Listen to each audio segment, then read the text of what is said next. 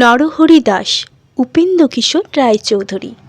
যেখানে মাঠের পাশে বন আছে আর বনের ধারে মস্ত পাহাড় আছে, সেইখানের একটা গর্তের ভিতরে একটা ছাগলছানা থাকতো।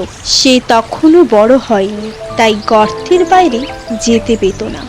বাইরে যেতে চাইলেই তার মা বলতো,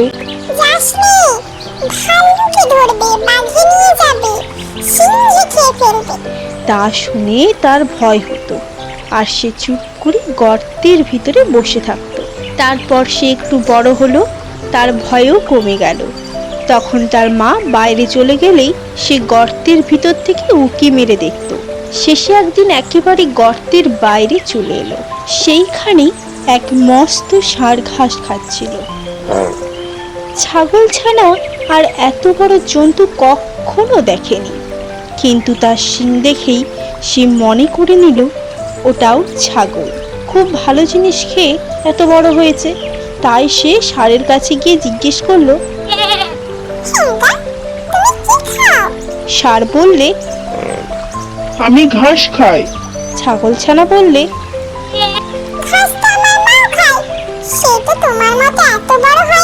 ষাঁড় বললে, আমি তোমার মায়ের চেয়ে ঢের ঢের ভালো ঘাস অনেক বেশি করে খাই। ছাগলছানা বলল, ষাঁড় বললে, ওই বনের ভেতরে। ছাগলছানা বললে, এ কথা শুনে ষাঁড় তাকে নিয়ে গেল। সেই বনের ভিতরে খুব চমৎকার ঘাস ছিল। ছাগলছানার পেটে যত ঘাস ধরলো সে তত ঘাস খেলো। খেয়ে তার পেট এমন ভারী হলো যে সে আর চলতে পারে না। সন্ধে হলে ষাঁড় এসে বললে, এখন চলো বাড়ি যাই। কিন্তু ছাগলছানা কি করে বাড়ি যাবে? সে চলতেই পারে না। তাই সে বললে, তখন ষাঁড় চলে গেল। ছাগলছানা একটি গর্ত দেখতে পেয়ে তার ভিতরে ঢুকে রইল। সেই গর্তটা ছিল এক শিয়ালের। সে তার মামা বাঘের বাড়ি নিমন্ত্রণ খেতে গিয়েছিল।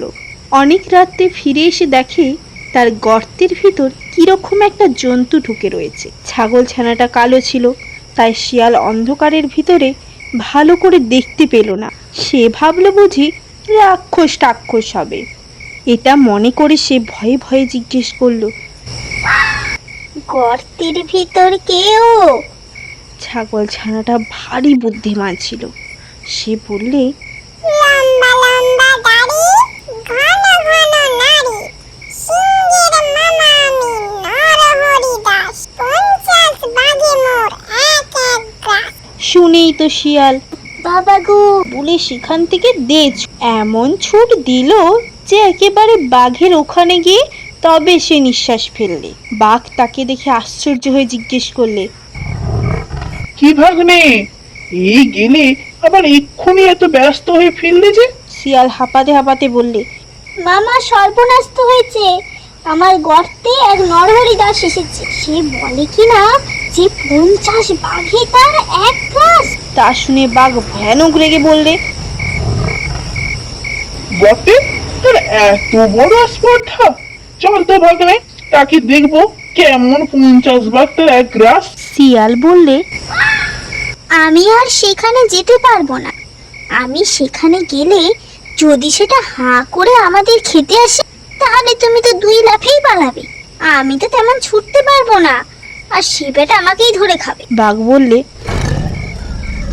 তাও কি হয়? আমি কখনো তোমাকে ফেলে পালাবো না। শিয়াল বললে, তবে আমাকে তোমার লেজের সঙ্গে বেঁধে নিয়ে চলো। তখন বাঘ তো শিয়ালকে বেশ করে লেজের সঙ্গে বেঁধে নিয়েছে। আর শিয়াল ভাবছে, এবারে আর বাঘ মামা আমাকে ফেলে পালাতে পারবে না। এমনি করে তারা দুজনে শিয়ালের গর্তের কাছে এলো। ছাগলছানা দূর থেকেই তাদেরকে দেখতে পেয়ে শিয়ালকে বললে,